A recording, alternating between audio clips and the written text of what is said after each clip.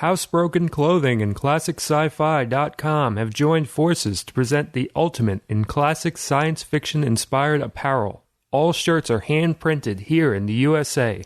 Everyone loves the luxurious feel of these shirts. The prints are lightweight with soft inks, making them the perfect combination of style and comfort. Each shirt is unique and meticulously cared for during production. They are then inspected, approved, and signed by the artist himself. All this plus free shipping. They've got Frankenstein shirts, Night of the Living Dead shirts, UFO shirts, all sorts of shirts. They're great shirts. Check out the shirts today at ClassicSci-Fi.com.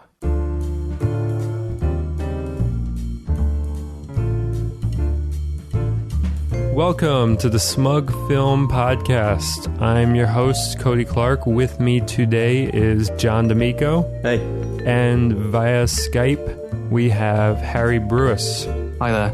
And he's coming to us all the way from... Britain, the United Kingdom. Well, you're in Wales now, right? Well, that's part of the United Kingdom. Well, all right. This isn't a geography lesson.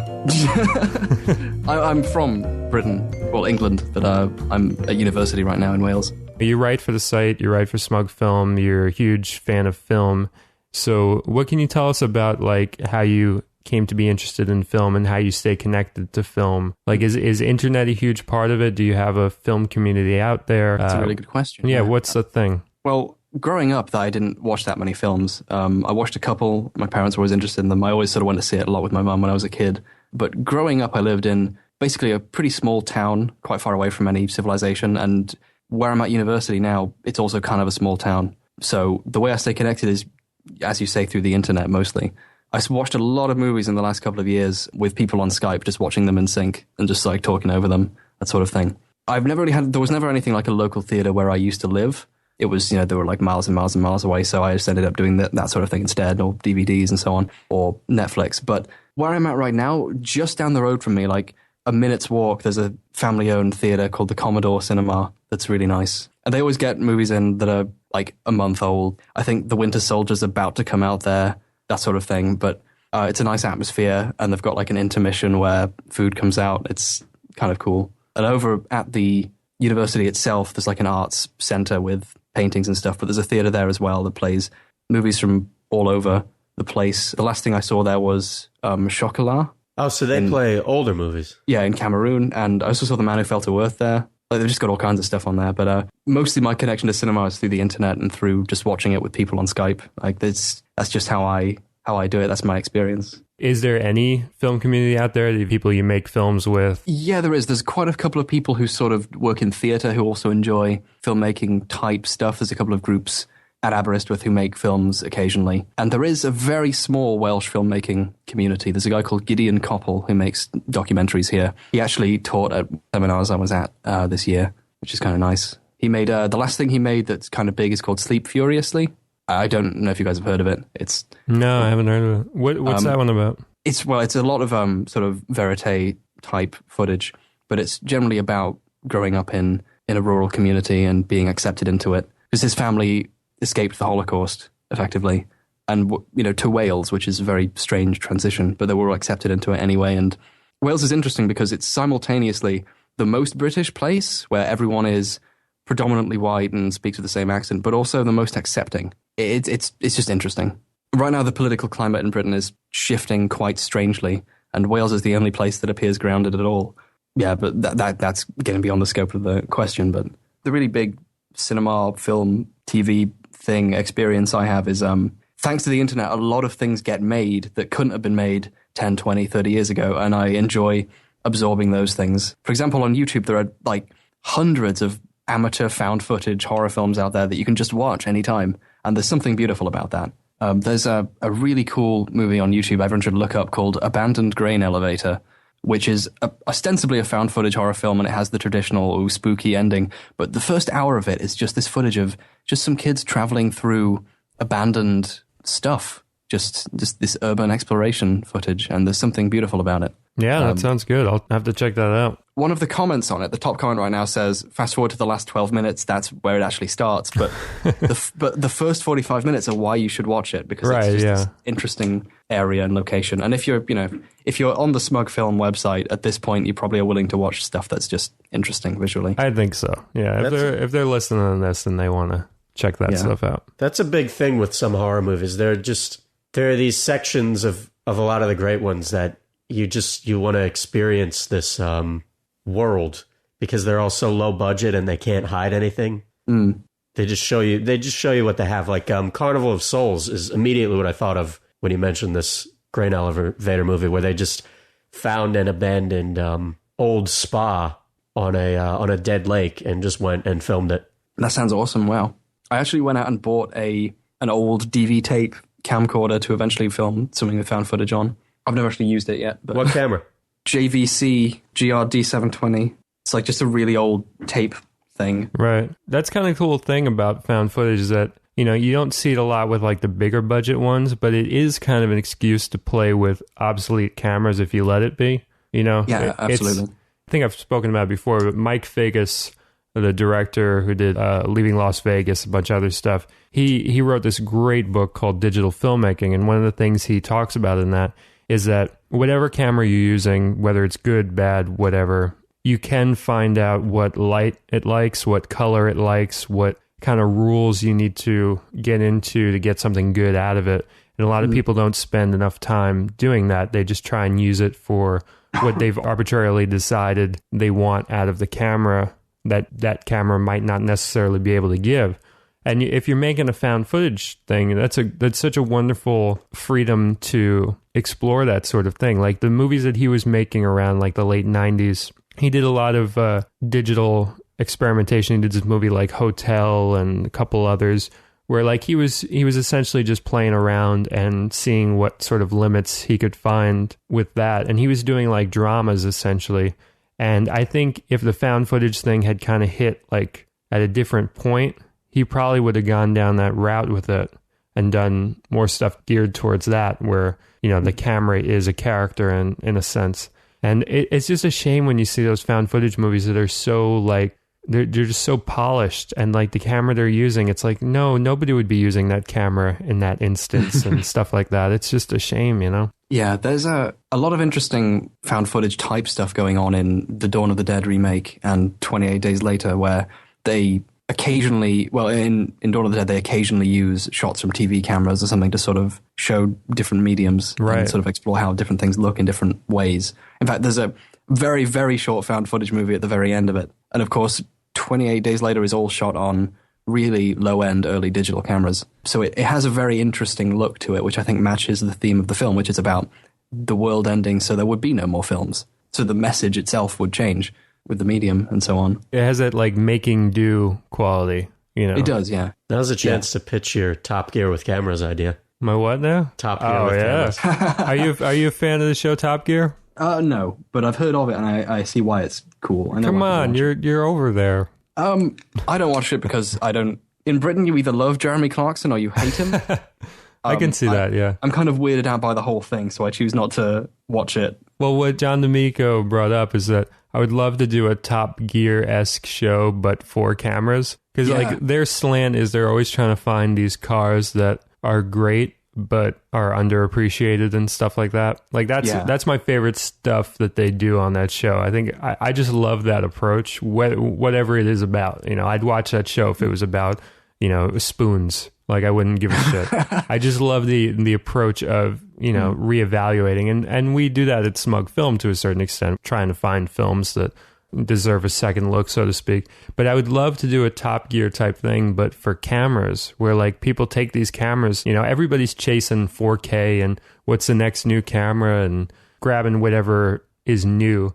And all these cameras just fly by the wayside. Like there was this piece up on, I think it was EOS HD, which can be a very infuriating site. What they wrote about was some guy made like a short on a Canon T2i, and he used like a nice lens on it. and they were like, oh my God, this is so good. Who knew that somebody could use a T2i and get something that's good? It's like, fuck you, dude. 2 years ago, you would have been like, the T2i is amazing. You know, we're so lucky to have this. And then like right now, they're so fucking jaded that they're like, oh, who knew that the T2i could do this? It's like, I knew. I made 2 films on the thing. I love that camera. It's a very underrated camera. John, there's that camera that you love that you shot your first film on. Yeah, the XL2 I shot my first feature film on. It's the same camera 28 Days Later was shot on, actually. Really? It was, it's this big, bulky, standard def shoulder mount, and it just sort of veers hot. Like the images always look sort of hot and flat, which is a look I really like, and it's the look sort of 28 Days Later, that like almost muggy, overcast day look that whole movie has. Yeah. That's just sort of what that camera does best. That was the look I wanted for a lot of my stuff. So my first feature film I shot with that, and if nothing else, I miss the ergonomics of that camera so much. The physical form of that camera was perfection. Was it heavy? It was big and it was bulky, but it wasn't particularly wide. It was sort of like narrow. You could get these shots where I would use my shoulder sort of as a pivot and just use my shoulder as almost its own mount for panning shots, and get these great, like really intense handheld panning shots that don't shake the way DSLR or smaller cameras shake. It was just so big you couldn't get anything like that. And it had a handle on the top so that I could get a lot of really low handheld footage. Right, too. like the Evil Dead kind of. Yeah, exactly. Yeah, I was doing a lot of and it was so sturdy. I shot one night I shot an hour and a half in a thunderstorm, pouring rain, and it didn't miss a frame. I fell down a staircase with that camera in my hand, and there's a big scar on the side of the body now, and it didn't miss a frame. Wow. Just kept running, never broke. That was a great camera. XL2 was just a... Did it have interchangeable lenses? Yeah. That's really cool, because something I've noticed being at a university for 3 years is that people generally aren't challenged to do anything interesting with the cameras, because the stuff they use now on my course is the sort of big, I'm not even sure what they're called, basically pro camcorders effectively, sort of Panasonic things that have okay image quality, like the 1080p or 4K or what have you, but they're not, you can't change the lens out or do anything interesting like that. They're effectively just big, really expensive versions of the cheap camcorders I used when I was in high school. Oh, that's crazy. And buying just like a Nikon D50-100 and just being able to put any lens on it and do whatever with it is a lot much more interesting. That's what I shoot with now. Really? The D50-100? Yeah. High five. Yeah, that's what I'm using now for a movie I'm trying to shoot. It's great. It's another one of those sort of abandoned cameras, but I love it because there's so many lenses for it. You can get so much stuff. Yeah, like I think the camera itself has a couple of, the Canon version of it, which is effectively the T2i, is way like better, but the lenses for it, Nikon make the best lenses. It also has a better screen than the T2i, which if you don't need it, whatever. But me, I shoot a lot of stuff without a crew. So the screen that you can detach and swivel and make face the front of the camera can be like a big, big help. Yeah, that's the, I help a lot of, I have some friends who film a lot of stuff with a Canon, I'm the cameraman for their stuff. And it's a weird way, I can sort of, there are advantages and disadvantages to both. And I'm sure there's like a middle ground somewhere, but I don't know if there is, like a camera that fits that sort of hole. Yeah, no, they just have different functions, and the middle ground, I guess, is finding the one that speaks to you.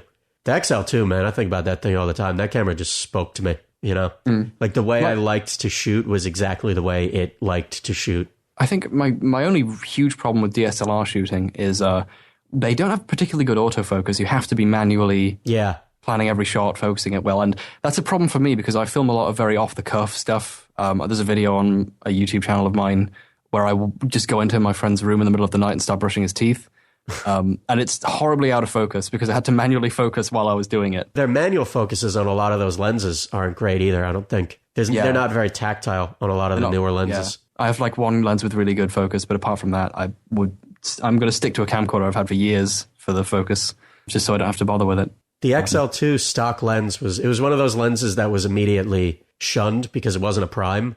It was a telephoto, but that lens was great. It was 20x zoom, and it was like not 20x digital zoom. It was 20x physical optical zoom. Wow. That's And good, it was, yeah. and it had these huge, chunky focus and zoom rings. Oh, wow, yeah. So there was there was no slipping with them. The rings were like probably twice the size of the rings on the lenses I use now for the DSLR. They were just these giant, very tactile, chunky buttons that you could find without having to look for them. I think kids shooting now are going to discover film through iPhones, which have their own set of rules and their own sort of freedom. Right. I mean, the freedom of an iPhone for shooting is really spectacular. You can drop everything at any time and have your camera on you, which is something we never had. And I'll bet kids now in 20 years are going to remember the wobble of iPhone footage the way we remember the fuzz of shooting onto VHS. And also, like, the sort of rejection of vertical aspect ratios that was so instant that people are like, oh, it looks like shit. Like, turn your phone sideways, dick. It's like, no, try and find something that looks good like that. I remember, like, a friend posted, like, a picture of herself that was, like, from a still from, like, a vertically shot video, like, on Facebook. And it was one of the most gorgeous things I've ever seen in my life. I was like, why isn't there a movie that's in 9:16? I wish YouTube would have a vertical ratio option. Exactly, yeah. I Then think nobody would complain great. about it. Yeah, it would be so great if some of them you could just see tall. Yeah, I think the reason why is because when a video goes up on a site like that, it automatically has that black bar around it because it doesn't know how to display it. Exactly. So it broadcasts that, there's something missing here, when if it didn't have those bars, if it just had a player that was 9:16, then everyone would be like, oh my God, we can do videos any size now. Exactly. And there's nothing wrong with any aspect ratio whatsoever. Whether it's like 3,000 to 1 or 1 to 1 or anything, you can use it in an interesting way. There's nothing inherently wrong with any aspect ratio. Being able to do what you can with the space that you have is always really the most interesting part of working in the digital medium. For example, I have a screen that's just big enough that if I rotate it on its side, I can display an entire page of a Word document 100%, the print size. Right. And that's really useful for me because I can just see the page. But a lot of people just don't want to rotate the screen because it's meant to be rectangular, apparently. Can I pitch an idea right now? First annual Smug Film vertical film competition. There we go. I love it. I mean, we had talked about that initially, like, ages ago, and we sat on it, and we shouldn't have sat on it. That's something we got to do. Yeah. I mean, it just we'd have to get someone to write a player that's vertical. Think about something like Frankenstein, though. Imagine a vertical version of Frankenstein, because there's so much walking up and down stairs. Yeah. In that, and like that's such a part of the experience of that story is that concept of like rising and falling, and like that notion is so integral to it. Do a 9:16 version of Frankenstein, see what it feels like. Outdoor stuff too. I mean, like, to get really the size and scope of like trees and stuff like that, like walking through a forest. Like whenever somebody shoots in the forest, you never really get that like height of the trees that you get when you're actually in a forest. And perhaps 9:16, you'd really get that and get what you're missing in that regard. Oh my God, we should pitch this. We should make a theater that's vertical. Here's the thing. We don't even have to pitch it. We could just do it because we have the internet. Oh, we do? No, we have to build internet, we have to build a theater with a vertical screen. That's the only way. Well, really, we can just turn TVs sideways. Yeah, get an art gallery and flip everything on its side. Yeah. Nobody's going to stop us. Yeah. It's art. Sideways art. To bring it back to your experience in England, have you been to London much? I have actually, yeah. I have some friends who live there. What's your experience like with theaters, if you've been to any?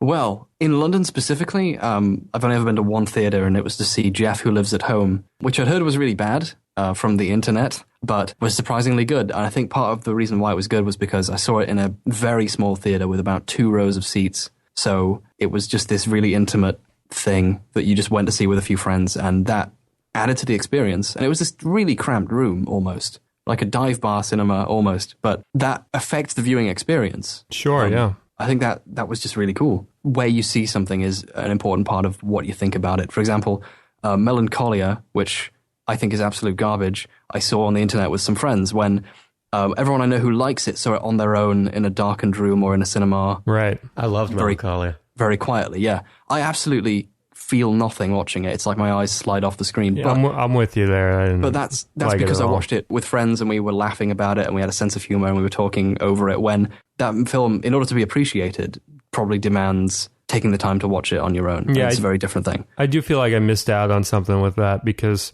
you know, I saw it on my TV. I was like, how did anybody have any reaction to this? This is just awful. But it's weird because I saw Antichrist, the previous film in that so-called trilogy, with the same people, and we loved it. Oh, we especially loved the punchline at the end where it ends with dedicated to Andrei Tarkovsky. That was hilarious. Like, that's just like a punchline to the whole film. Like, what does that have to do with anything? Well, it was very, very influenced by Tarkovsky. I never really saw their influence. Really? They're like direct shots, I think, in Antichrist. I'm a big Tarkovsky fan, but it was just really strange to me. That almost reminds me of the end of Scarface, where it has that sudden, like, dedicated to, like, Ben Brecht and Howard Hawks and Ben Brecht. Yeah. It's just so weird to see Howard Hawks' name right after that big scene. Yeah. I love movies that have some kind of punchline in terms of how they're produced. My personal favorite right now is in the first Captain America movie, which is very anti-propaganda. Like, the whole movie is about how Captain America doesn't like being a symbol. He wants to be the guy who goes in and helps people, and actually he cares. You know, he doesn't like being the guy whose job is to sell war bonds. He wants to fight the war. And then the movie ends, like, fade to black, smash cut to a trailer for the Avengers. Like, that's brilliant. Like, that is actually pretty great. Yeah. I never saw that one, but that's pretty funny. It's a very strange and almost anti-Marvel message. Yeah. That was just a conflicted movie, though. I feel like that movie really was tearing at itself. Well, I think that's because it's an anti-Avengers movie. Like, over here, I'm not sure if it was called this where you are, but in Britain it was called Captain America, the First Avenger. I think of that now as a threat. Like, that shouldn't be a good thing, almost. In what way? Well, take, for example, I mean, I assume by now people have seen it because the sequel's out. The reason I ask in what way is I barely remember the Avengers because I didn't even finish it, and I didn't see the second Captain America or the second Thor. So the whole concept of what an Avenger is pretty fuzzy to me. The Avenger is a big superhero team whose job is to attack space aliens for no reason for 40 minutes at the end.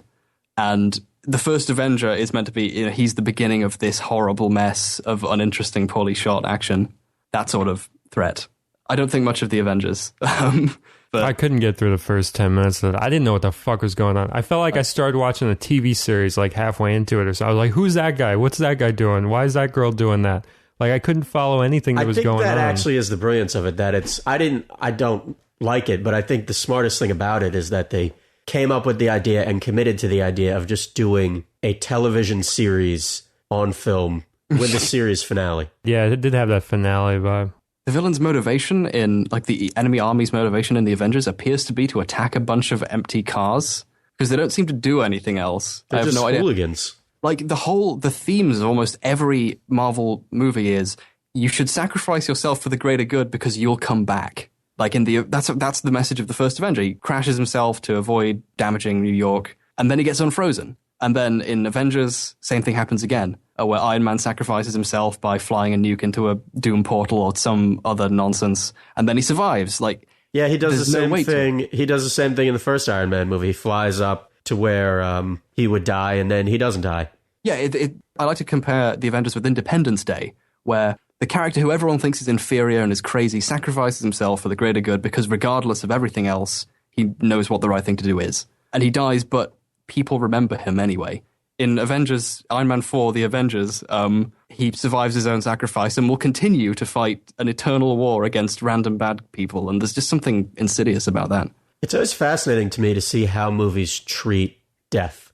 Because in so many ways, almost every movie is about death, even when they don't want to be. Even movies that it feels like it would never come up. There's always somebody dies or something. Just there's death everywhere in the landscape of films. And some of them, a lot of the great action movies, I feel like, are serious about that. Yeah. And a lot of the weaker action movies, I feel like, are afraid to really confront what a death means. But sometimes it's fine. I mean, Commando never gives a shit about when anybody dies. And it's sort of like a beautiful thing in Commando because it's just like, it's a cartoon. It owns it. Yeah, it cops to it. Whereas Lethal Weapon, on the other hand, is just terrified of dying. Die Hard's scared of dying. The new Dredd movie has an interesting portrayal of death where it's sort of in itself beautiful in its own way. Because there's this drug that slows down time, if you've seen it. Yeah, right, yeah. I mean, that's a wonderful film. Yeah, it turns everything into this... It slows things down so far that nothing makes sense anymore. Everything becomes this abstract image. life itself becomes just this experience of stuff happening at you. And that is hopefully what death is actually like, where meaning breaks down and you're no longer dying but living differently or something.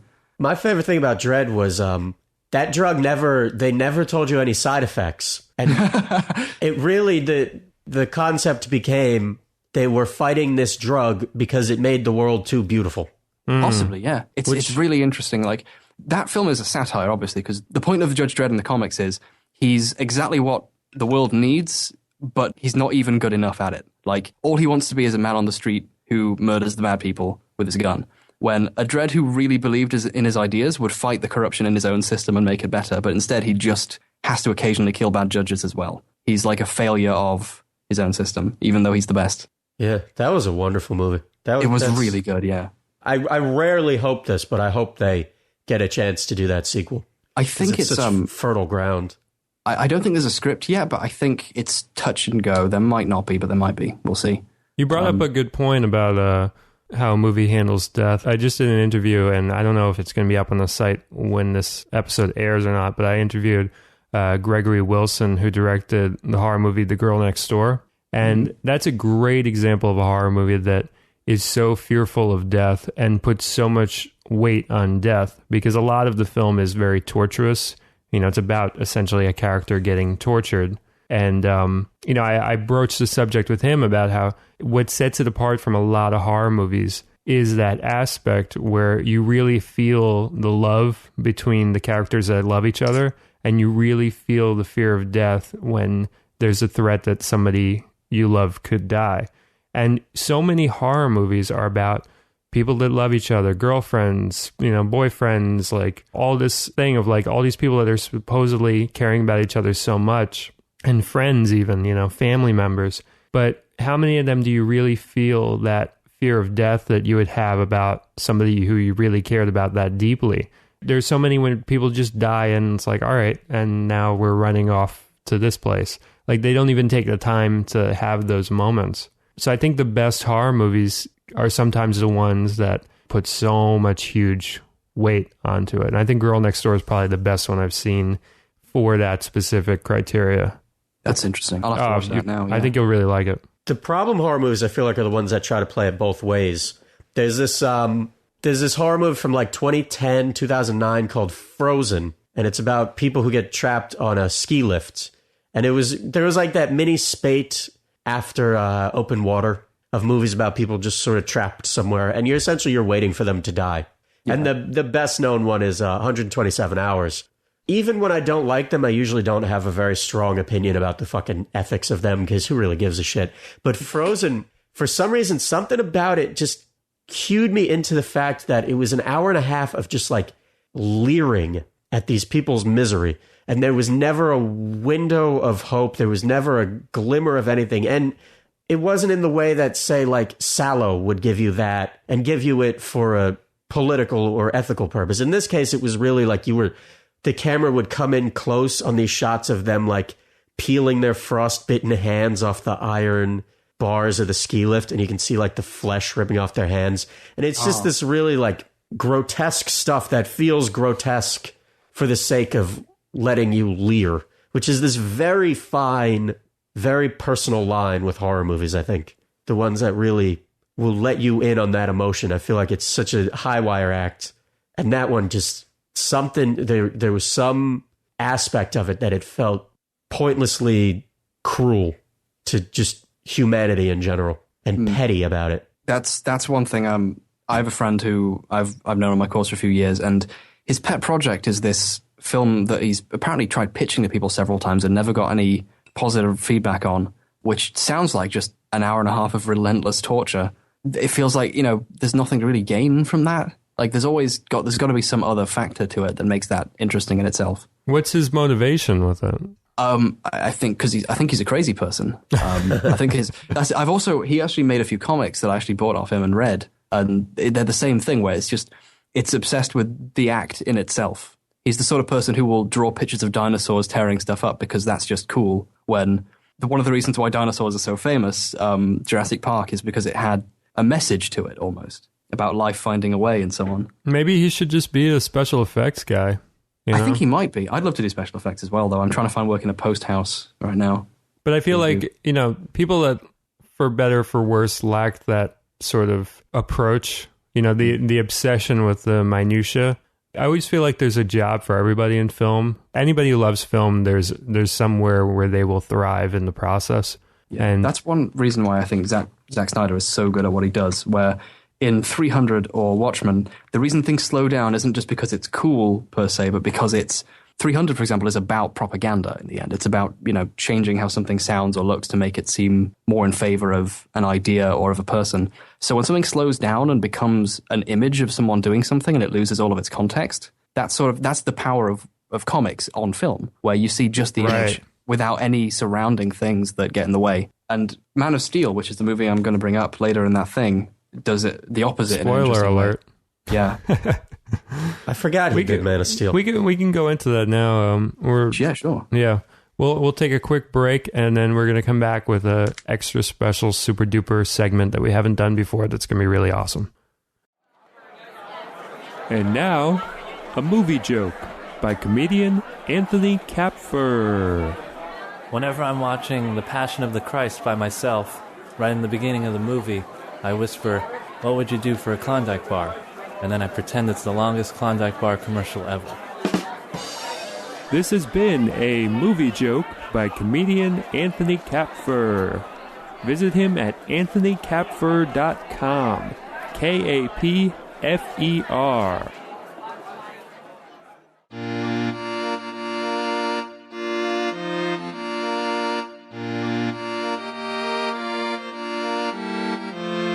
So this segment is a brand new segment we have not done before. This will probably be a regular thing. It's called Old, New, Borrowed, Blue. And so each time we do this, we'll pick one old movie that we recommend, a new movie we recommend, some streaming borrowed, movie online that you can check out, and just some movie that has to do with the color blue or a feeling of blueness, some sadness, or however we interpret blue will be how we pick our blue movie, so to speak. Old, I'll start that off. There's this old W.C. Fields movie called It's a Gift. That's my favorite W.C. Fields and is a perfect introduction to him. Everybody always talks about the bank dick and how great that is, and that's a great one too. But there's something about It's a Gift. It's a very short film. It's like 70 minutes. It's hysterical. It's solid. Every scene is funny right from the beginning to the end. The best part of W.C. Fields, aside from how funny he is his editing and his pacing. And it's such a simple story, and every scene just links up to the next in a very linear way, and it's just hysterical. And he never tries to tell too much story. He's just so unique, and he goes through these stages where people remember W.C. Fields and appreciate him and then forget about him pretty quickly after. It's a Gift I've watched like once a year for the last couple years. It's a wonderful film. Great introduction to him. I can't recommend it enough. Have you guys seen any W.C. Fields stuff? Yeah, I love W.C. Fields. My favorite of his is the one set in the Yukon, Fatal Glass of Beer, which is essential W.C. Fields to me because it's usually on a lot of those greatest comedies of all time lists, and it's also on all of the worst comedy of all times lists. And I've met people who've said it was the funniest movie they've ever seen in their life, and I've met a lot of people who've said it was just flat out stone cold the worst fucking movie they had ever seen. It's like That's the essence of comedy right there. Yeah, and it's the essence of W.C. Fields. It's like 20 minutes long, and it's nothing. It's just this fucking miserable old man talking to the camera, essentially, for like 20 minutes, just mumbling about stuff. But there's something so... I love that he was essentially... If Mr. Magoo was a Looney Tunes character, it would have been W.C. Fields. Right. That combination of just like lazy mumbling and also just complete disregard for the rules of decorum and filmmaking. Have you seen any of his stuff, Harry? I have not. In fact, the only thing I know about W.C. Fields is I remember the old quote, "The only cure for insomnia is to get a lot of sleep." Your description of that movie, though, John, sounds a lot like... It sounds like Crap's Last Tape, the Samuel Beckett play, which is... It's about a man who's wasted his whole life and makes recordings every year. It's genuinely quite depressing, but depending on how the actor plays it, it can be also very, very funny. I would love to know what Beckett thought of W.C. Fields, because I feel like there's a weird overlap in their relation to the audience. Quite possibly, yeah. This sort of almost aggressive communication with the audience by breaking the rules of when and how you're supposed to communicate with them. I think that's what comedy is really about, making people more aware of the rules that they're living by. Yeah, and always making people remember the rules of comedy and the lack of rules of comedy and the self-imposed rules of comedy and, adhering to and breaking and etc. So for our new film that we are picking, John D'Amico will take over. Yeah, I just caught Under the Skin the other day, the new Scarlett Johansson movie. It's based on a book, and apparently she's like an alien bounty hunter capturing men to suck their insides out. The movie never really goes into any of that. Apparently the book does, and I read the synopsis of the book, and I'm glad I saw the movie instead, because what the movie does is kind of like what Kubrick did with The Shining. It sort of locks down what information you need to stay inside the lead character's perspective. It never tells you anything that wouldn't just sort of be revealed in her day-to-day. It's really interesting. You can even see in the poster, it's intentionally a throwback to kind of the 60s, 70s psychedelic sci-fi era, which is something that I really appreciate in moderation, but when it's done well, I really respond to it. Like the whole first 20 minutes of the film pretty much is just shots from Phase 4, which was Saul Bass's movie about ants, super intelligent ants taking over the planet, which had the same sort of vibe of taking this absurd premise and treating it with gravity. The movie just had a lot of like visual gravity, and it was very quiet, and it really just sort of like it lingers. I really liked it a lot. It's a throwback to what I would like to see more of in science fiction. I feel like science fiction is in a place now where it's really caught up, because essentially the technology of actual life has caught up with a lot of the ideas that buoyed most of science fiction. So I feel like sci-fi is in this place now where it's trying to find a new mode and just trying to find sort of like a new angle to show futurism.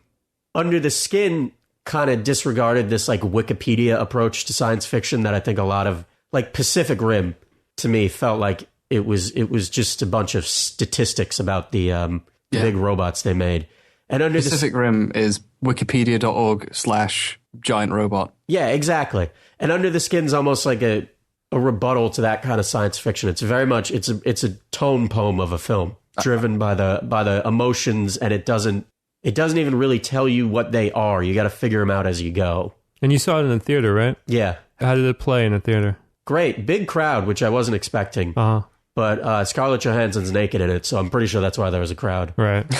What theater did you see it at? I saw it at Union Square at the AMC down there. That can be good, yeah, that one. Yeah, it's a good one. It's a very loud movie in parts, which is nice. And she's spectacular in it. I love the fact that she's doing what McConaughey and Channing Tatum did. Right. Where she just decided she's going to start accepting a different breed of role. She's got this sort of...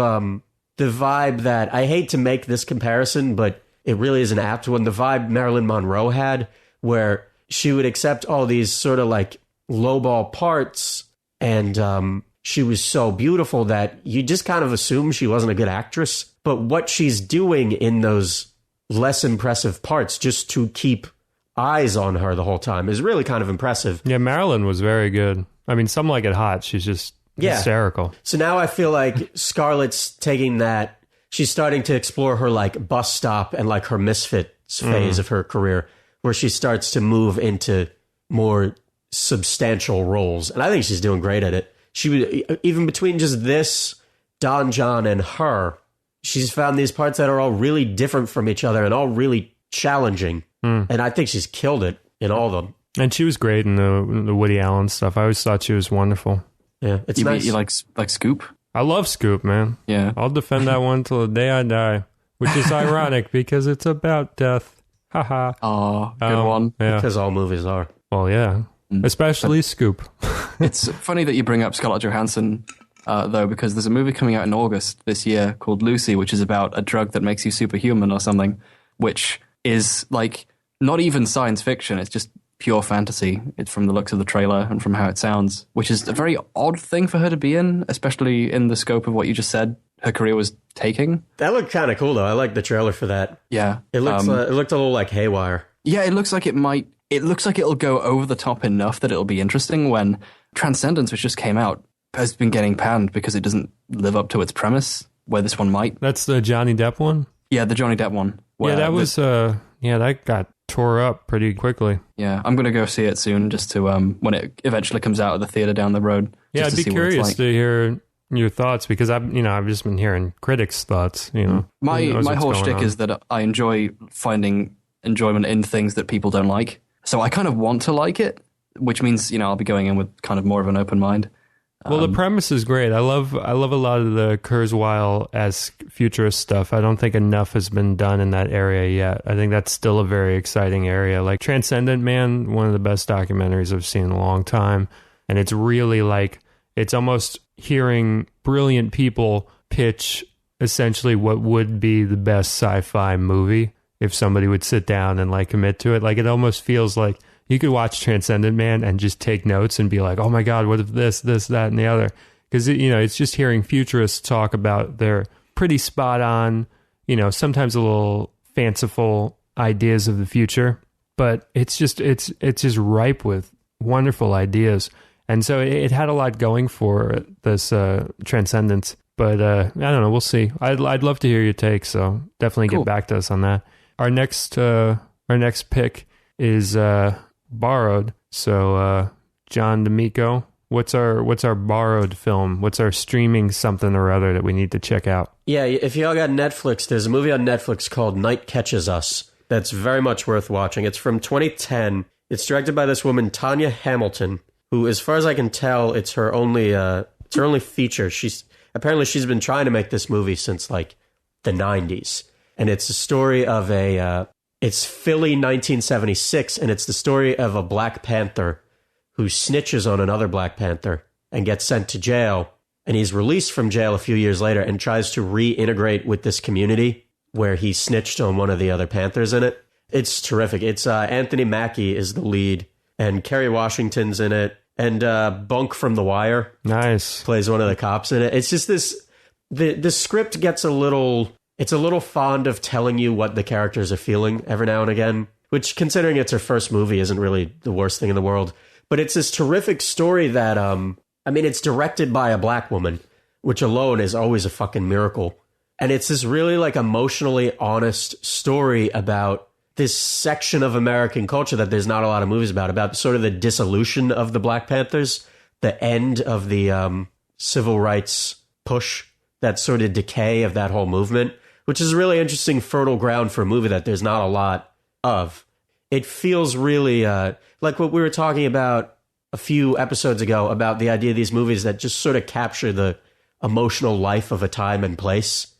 This one feels really hooked into this sort of edge of the Rust Belt, not quite a crumbling city, but not a thriving city, Watergate era, end of hope era movie.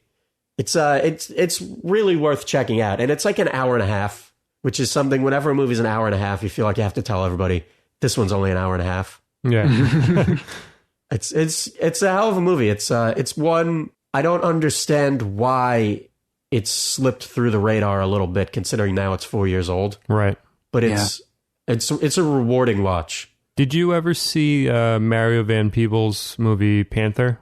No. That's surprisingly good, and it's almost like it feels like a tall tale version of the Panthers, which really works well because it almost feels like it gives the vibe of you're around in this time and you're just hearing these hearsay stories about the Black Panthers. So it's like it just rides that wave of everything sounds a little too difficult to believe. Stuff where you roll your eyes, you're like, oh, it wasn't like that. But it just works so well because it really feels like sort of like a street hero. Like you can't even believe what's going on. Like these are just lies people are telling you in the streets of things they heard that the Panthers did and stuff. It's a wonderful movie for that reason. And it's been hard to find on DVD for a while. It was out of print for a while. I don't know what the status is right now, but it's definitely worth checking out. Maybe even in conjunction with the film you just mentioned. Did you ever see Huey P. Newton's story, the Spike Lee one? I saw parts of it when you mentioned to me in the article. He wrote a piece of YouTube movies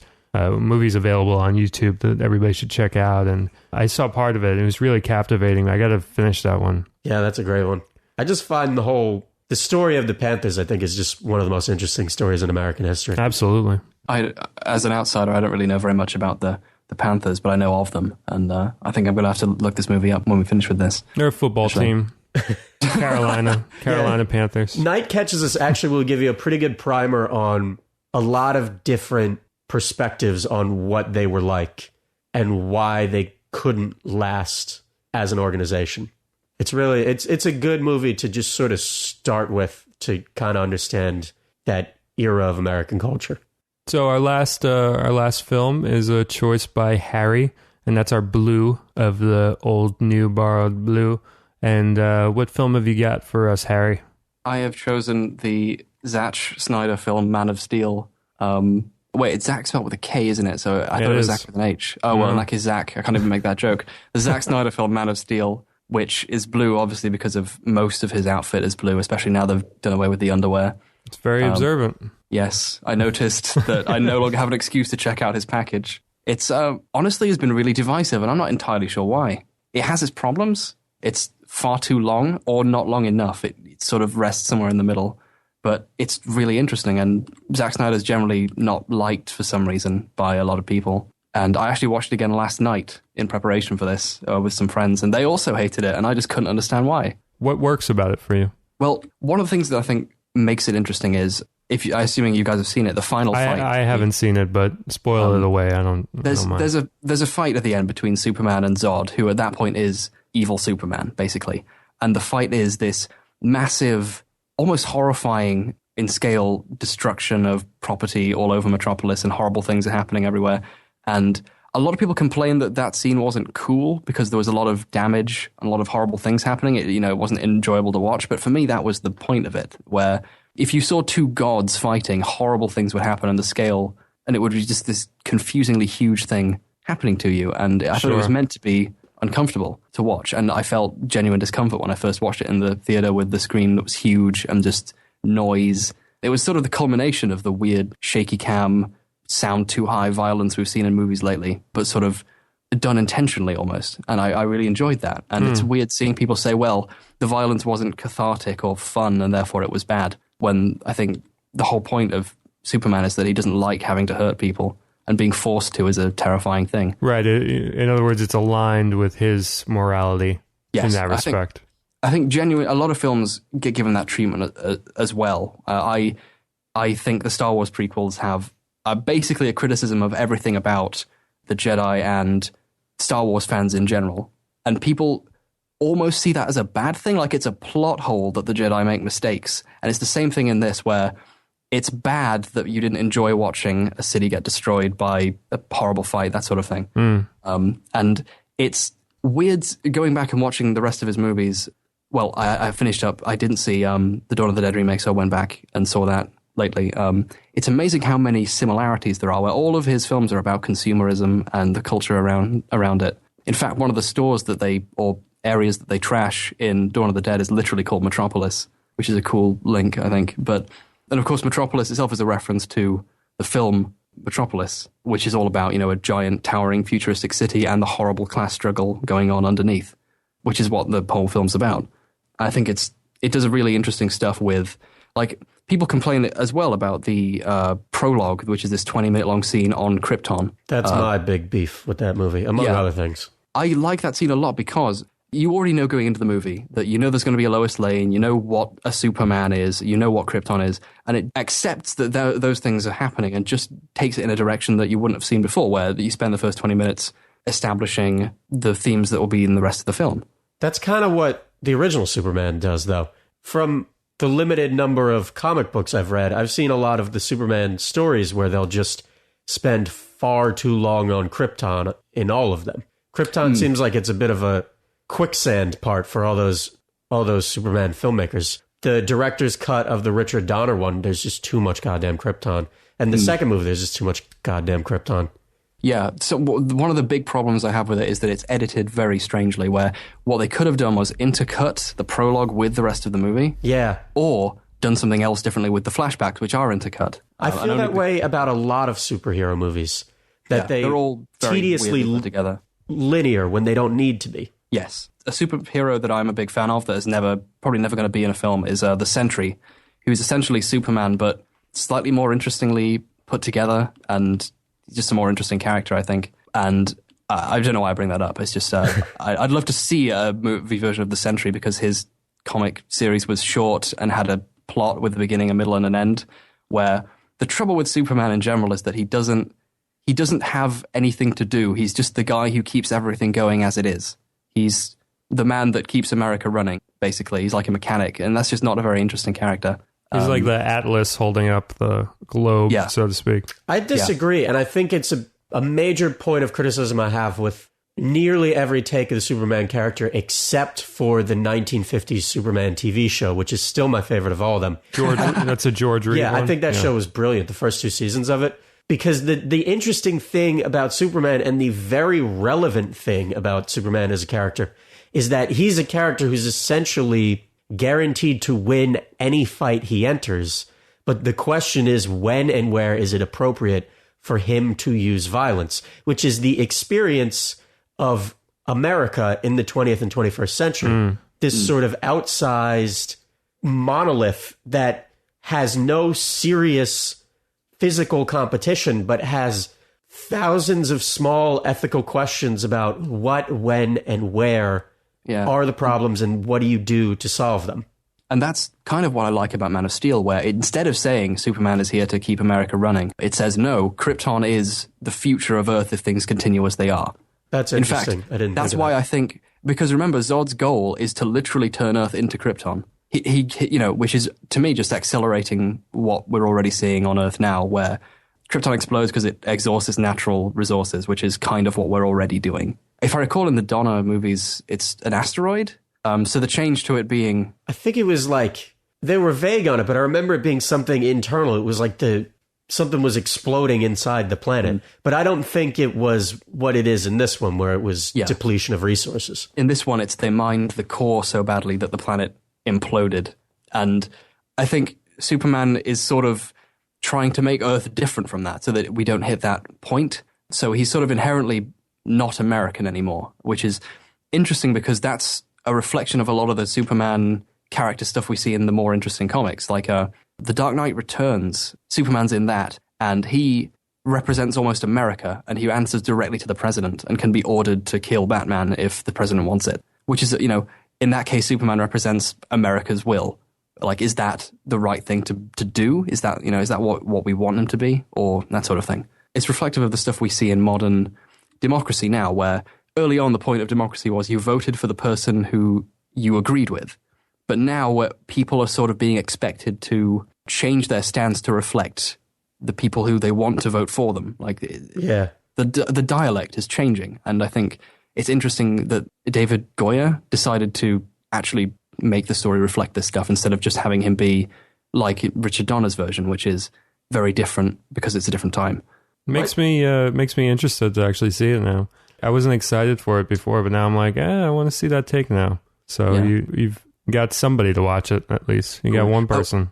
I would also definitely recommend, in terms of Superman-related material, Superman versus the Elite, which is an animated film, an adaptation of a Superman comic that I don't think was very good, was very morally weird, but it's interesting anyway. And also, there were 2 movies based on The Dark Knight Returns that recently came out, and they're both really good as well. They're mostly about...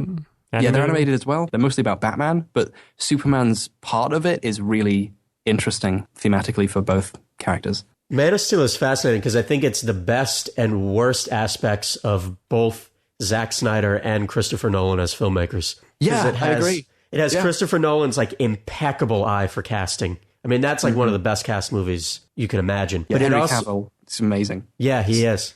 And Costner, I thought, was the best part of the movie because he was essentially an avatar of Field of Dreams. Yeah, and that's That's something that Snyder has a really good eye for, where Yeah. he will willingly reference other movies just gladly. He won't try and disguise it at all. In fact, there's that amazing shot in the movie where when Zod is explaining what he's going to do to Earth, and the shot is a direct reference to Terminator 2, where he's standing upon a field of skulls and there's a swing set in the background, and it's all designed to look like a shot from Terminator 2. And I really like that thematic relevance, because Skynet in Terminator is global capitalism, basically. And I remember a lot of the original War of the Worlds in just this sort of look and blocking of what was going on in Zod's ship. Yeah. But it has Nolan's eye for casting, but it also has Nolan's problem with pacing. Yes, absolutely. Everything is 2.5 hours long. Yeah, and it doesn't flow. It's a series of almost standalone sections of a film, even to the point where the last fight isn't a fight. It's 3 fights in a row with these tiny little breaks in between. Yeah, it's just a weird editorial move.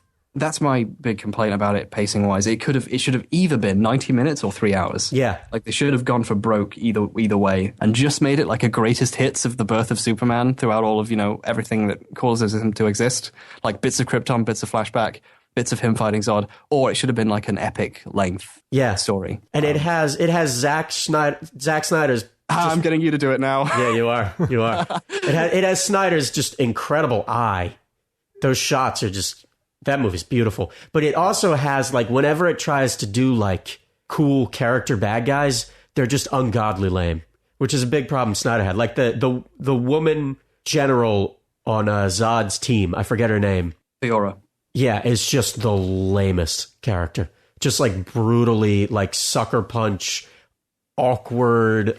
The Watchmen trailer thing where it's just like people falling in slow motion, and it's just like super goofy at moments where I don't think it's appropriate to be super goofy in that way. Yeah, but that's what makes Man of Steel generally interesting, where it's a Zack Snyder movie, so you expect that glorious slow motion beauty punchline, as it were.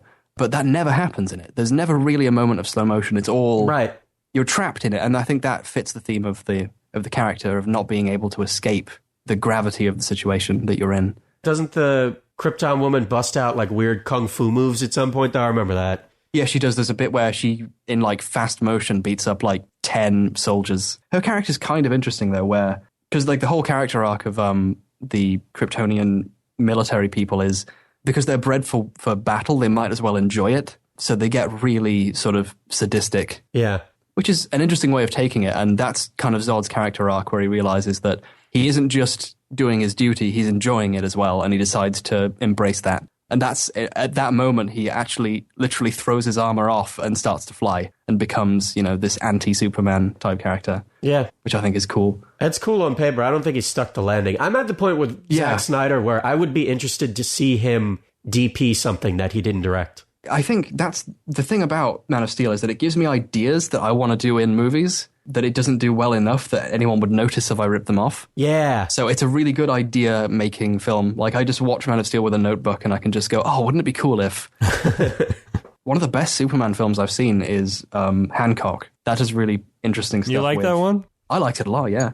It wasn't very well received, I think, if I recall, but I enjoyed it a lot. Yeah, people didn't really like that one here. Yeah. That was one of those movies where like it comes out and then it immediately feels like an airplane movie. Like the kind of movie you'd get stuck with on an airplane. It's a shame because the idea was really good. I don't think it did what it set out to do. And it was Peter Berg too. Yeah. So like, I mean, competent director, good idea. Just, I don't know if it clicked. I can see why people wouldn't like it, but I have a soft spot for it. But Zack Snyder's, another film that was really poorly received by him was Sucker Punch, which, again, like the name is part of the joke of the film, which is it gives, I guess, what he thinks of as nerds exactly what they want, but in such a way as it makes everyone feel awkward about it. And I enjoy that, even if the film isn't all that great. There's something it's like his Freddy Got Fingered then? Absolutely. Interesting thing about it is that people talk, the characters are dressed as schoolgirls and people talk about how creepy that is, but it's actually shot really conservatively and almost respectfully. And that's interesting in itself, where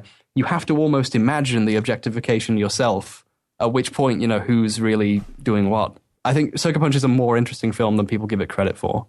Same thing with stuff in Watchmen, where the Vietnam scenes in Watchmen are basically directly taken from Apocalypse Now, and they've got Ride of the Valkyries playing in there. His films are about films. They're never just a story. I quite like that. There's room in movies for that kind of thing. Sure, yeah. I really like The Watchmen. I really liked 300. I thought those two, especially 300 in theaters. Like I've tried watching on TV subsequently, but there's something about it in the theater that just blew my mind, and that I haven't really been able to capture since. Well, because it makes sense. It's a movie about telling a story to an audience. Oh, yeah. It really in fact, it ends exactly. Yeah, it ends with him telling the story, yeah. doesn't it? Yeah. And that's why people have complained almost about how the outfits are inauthentic, but that's the beauty of the story, where there's how a Spartan warrior would actually look, and then there's how we imagine them. Right. It's how you would tell the story. And they were trying to make it cooler. The enemies become progressively more of literal monsters as it goes on. Exactly. And then there's the whole part where like the bad guys are like sexually indecent and demonized as homosexual, even though Spartans have their own history of that. Like it just plays willy-nilly with all, with the truth in order to make this intentional crazy propaganda story, and I really like that. Did you guys see Immortals? No. Yes, I did. Immortals is great. I loved Immortals. Which one's that one? That was Tarsum's version of 300. Tarsum saying, yeah. It was Theseus, the story of Theseus, and it's just, it takes all the 300 imagery, but whereas 300 would show you these action scenes about to happen and then not follow through with them, because it would do that sort of freeze everything into these like murals almost. You know what I mean? Immortals is like if it just kept going after the freeze frames, and it's just this fascinatingly violent, super violent shit show. It's just like a shit show. Everything Tarsum Singh does is just amazing to look at, and it's like the fights are like a painting. Almost. Especially that last shot is just the beautiful. last shot is really cool, and also the fight between the immortals is really cool. I'm gonna have to watch that again now. I would argue too that it is probably the closest representation of the feeling of the Greek gods in the Greek myths, which no director ever wants to do because they're so weird and so abrasive. But in Immortals, they say fuck it and go for it, and the gods are just these like pieces of shit who come down and push people around and have these big fights in front of you.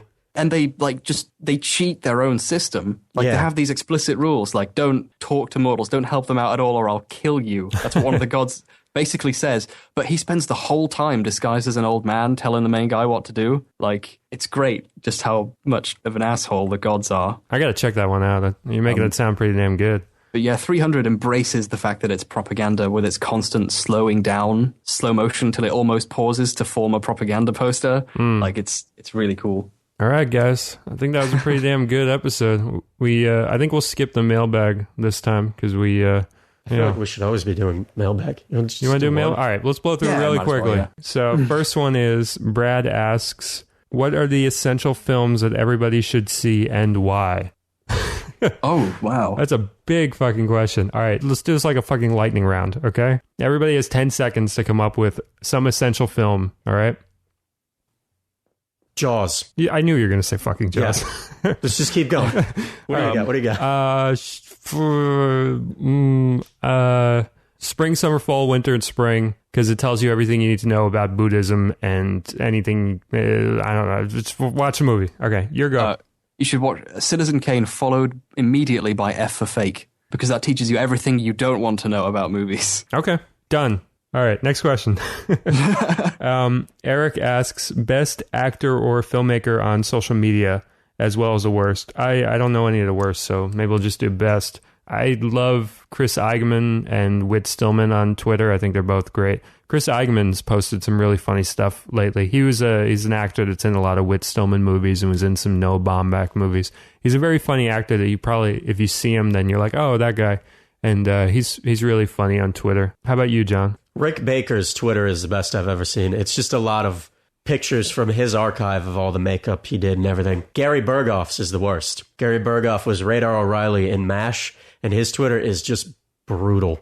It's just bitching about how much more popular Alan Alda was than him, and it's him trying to lay all these fucking 70s actresses who also have Twitters. Is that one real though? It's real. Because I remember there was something about how Patton Oswalt discovered it, and I thought it was like a fake Patton Oswalt thing. Maybe it is real though. Pretty sure it's real. Yeah. It's I was actually going to mesmerizing. say my favorite is Patton Oswalt. I think he's got his Twitter is like just has interesting information on it. He says pretty funny things. Right now he's making fun of how people delete their tweets and then apologize for them. But my least favorite guy is Kevin Smith because his tweets often go on for multiple tweets. Like he's turned Twitter into his personal diary, and that defeats the purpose. He's one of those people it's very difficult to follow because your entire feed is just going to get clogged with him talking and retweeting and retweeting. He's perfected his storytelling process, though, where he's gone from having to make actual movies to just sitting in front of a microphone for 2 hours, which is what he really wants to do, I think. Yeah, and I like a lot of his Q&A stuff. He's told some great stories, like the one about Prince and everything. Like some of his stories he's told are amazing. Yeah, a lot of them are better than his actual movies, and that's fine. I think he's perfected a new process, and it could only work for him. You know, there's no one else who could manage that for a living. But good on him. At least it stops him from making any more films. Well, it doesn't because I think he has two. He has two in the can, or he has one coming out, and he's working on another one. The last question is from Daniel, and he said, "Can you sniff a fart while talking about Terrence Malick's tonal poetry?" I don't know what he's talking about here. I love Malick except for the first and last chunk of Tree of Life, which I've said incessantly, and the New World didn't do anything for me, but other than that, I like him a lot. What's your favorite Malick, John? I think that dude's making fun of you, that question. Yeah, but I know he's making fun. I'm not going to encourage him, though. I love Days of Heaven. I think Days of Heaven is just beautiful. Yeah. Tree of Life is really good, but it ends and then has another half hour. To the Wonder was disappointing, but I'm open to liking it more again. I like that one a lot more than you did. I was set up to hate that one because of Tree of Life, and the fact that he was doing that one so quickly afterwards, I felt like it was going to be more of the same. Maybe that's the best thing for him, though, to just I think do so. them fast. I really responded to the Wonder way more than Tree of Life. Which version of The New World did you see? Oh, I don't know. That's a good point, multiple actually. Versions? Wow. There's a regular version and the director's cut, and the director's cut actually is a much better movie. It's shorter, right? Isn't it weird like that? I think they brought it out and then they cut like 10 minutes or something. I don't know. It feels bigger. I don't know if it's... I saw Tree of Life with a friend on Skype, the way I watch all movies now, and it was a really good experience. And a lot of the shots in it are just beautiful, obviously. That goes without saying at this point with Malick. We watched it around the same time that we watched a lot of the Gus Van Sant movies that were very slow and just purely visual, almost like Jerry, which I'd also recommend, and Elephant as well. And Last Days I didn't like at all, but it's very similar to, I think, the Tree of Life. But what I've always has become sort of an in-joke on me and my friends is the phrase Untitled Terrence Malick Project, because that was the thing on IMDb that was coming out soon after Tree of Life. I think it became To the Wonder. But one day I'd love to see a film called Untitled Terrence Malick Project. That would be a really good name for a movie. Yeah, his movies tend to remain as Untitled Terrence Malick Project for a very long time on IMDb. For a good 10 years before. Yeah, exactly. So yeah, I mean, Terrence Malick's good. I don't have any problem with him. Go to early Malick, everybody. Everybody starts with Thin Red Line and goes forward. Go back. Badlands, Days of Heaven. Days of Heaven, Dion Brothers. Just terrific stuff. Days of Heaven is like required viewing at that point. That could have even been one of my essential Actually, picks. yeah, I'll I've talked about Jaws enough. I'll say Days of Heaven is my answer for essential viewing. Yeah, the one thing I'll say about Days of Heaven, and then we'll wrap this up, is the look of that film. If you want to learn how to light a film, watch Days of Heaven, and you can learn how much you can get just from relying on natural light and available light. Nestor Almandros was famous for everybody would be setting up lights at the beginning of the day. All the Teamsters hated him because he would just be telling everybody to take down the lights that they all set up and everything. And everybody thought he was a fucking joke. They didn't take him seriously until they saw the actual footage that he was getting from very minimal light on that film. It's just a masterful movie. It's also a lesson in how many rules you're allowed to break when you're editing your movie. Oh, yeah. Break every rule and cut anything that needs to be cut. That's the great thing about Malick, which can hurt him as far as appreciation. Like sometimes he goes on these editing, I guess, sort of roller coasters in his films where like I'm not on the roller coaster with him. But when you're in sync with him, it's unlike anything you've ever experienced watching a film. When you're really on that roller coaster with him, when he's at his best and he's taking you through in this very unconventional editing way, it's just gorgeous. So that about wraps it up. Thank you, Harry, for coming on the show. Thanks very much for having me on, Cody. Yeah, we didn't really have a topic. We kind of freeballed it, but I think we did pretty good. And John, thank you again. Any parting words? Nah, I got nothing. Have a good week. How about any parting words, Harry? It's pronounced Zach. I checked earlier. It turns out I've been saying it wrong the whole time. Good to know. I was sure it was spelled with an H, but now I feel like an idiot. There, those are my words. I'm sorry. All right, and be sure to subscribe, rate, comment, so we can blow up the iTunes charts so people can discover us and find us and all that. Thank you for listening. We will see you next week.